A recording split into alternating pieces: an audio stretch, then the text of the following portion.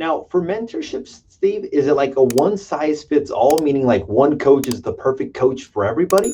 Or does it vary based on where you're at in your business, what personality style you are? The other thing is, like, I mean, sometimes coaches have a negative stigma sometimes, at least in some people's eyes, because there are some people that are trying to coach you into doing things they have never done.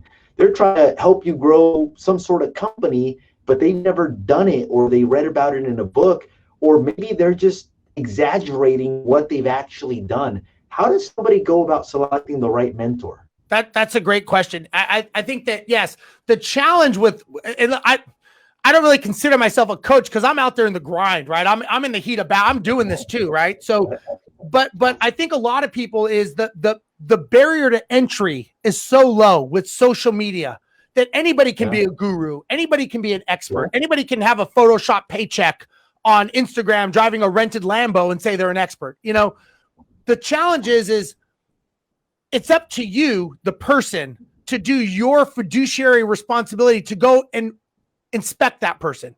Are they really the person they say they are? Do you actually talk to testimonials and actually call them? A lot of us, we just want someone to give us the answer. We just want the magic potion, but we're not willing to do the work of what it takes. And then we're disappointed and upset that this person lied to me. Well, yeah, maybe they lied to you, but you got to take some accountability too. You could have done something better to get that person. Now, and to answer your other question, I think people come in waves. And I was taught a long time ago, your life is like a book, and your book has chapters. Chapters begin and chapters end. There's characters and people in a chapter of your life, and then you close that chapter, you go to the new chapter. So a lot of people ask me, so when we sold our management company and exited, our management company was doing great. We had a great company. The company that saw us, they were like, man, you guys are killing it. We want to buy you. We didn't need to sell. And a lot of people ask me, they'll say, Steve, why did you sell? Like, why did you sell your business? You were doing so good. And my answer is that was a chapter in my life. That chapter ended. I was okay starting a new chapter.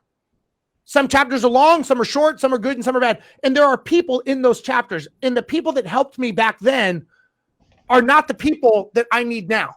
So you have to learn that as you grow as a person in self-development, you are going to come across different people in your lives that are going to help you at certain times. There's people that I deal with now that I'm coached by, very, very high level people.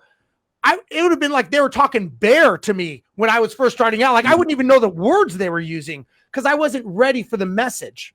And so you've got to make sure before you get coached, you've got to kind of know, what do you want? So when I coach people, I help people understand what is their why, right? Like in real estate, you got people that are agents, you got people that are investors, you got all these people. Everybody wants to know how to do it, right? So I'll give you an example. My son bought his first rental property at 14 years old. Okay. And a lot of people ask me, they're like, how did he do it? How did he get a loan? How did he pull? I'm like, you're asking me the wrong question. What you should be asking me is why. Why did a 14-year-old want to create his own passive income? That's the question you should be asking. Once you know your why, the how is easy. So many of us are so caught up in the how. I want to learn how to flip. I want to learn how to get into syndications. I want to learn how to be a great agent. You got to be asking yourself, why? Why do you want to be a great agent? Once you know that why and you know that destination, the how is easy. So I work on people understanding the why and get them to understand, because the why is what carries you through the dark days of losing deals, getting beat up by other agents. That's when you got to pull yourself up and go, you know what? I know why I'm doing this. I just got to keep moving forward. And so that's what I work. I tell people, like, I don't teach you how to flip a house. That's not what I do. I teach you, why does it make sense to flip a house? Why does it make sense for you to sell these types of properties? That's what I get. And that's where I help people. Yeah, that is awesome. I think that's a big distinction. A lot of people get caught up in the, how do I do this? How do I do that? Which is cool.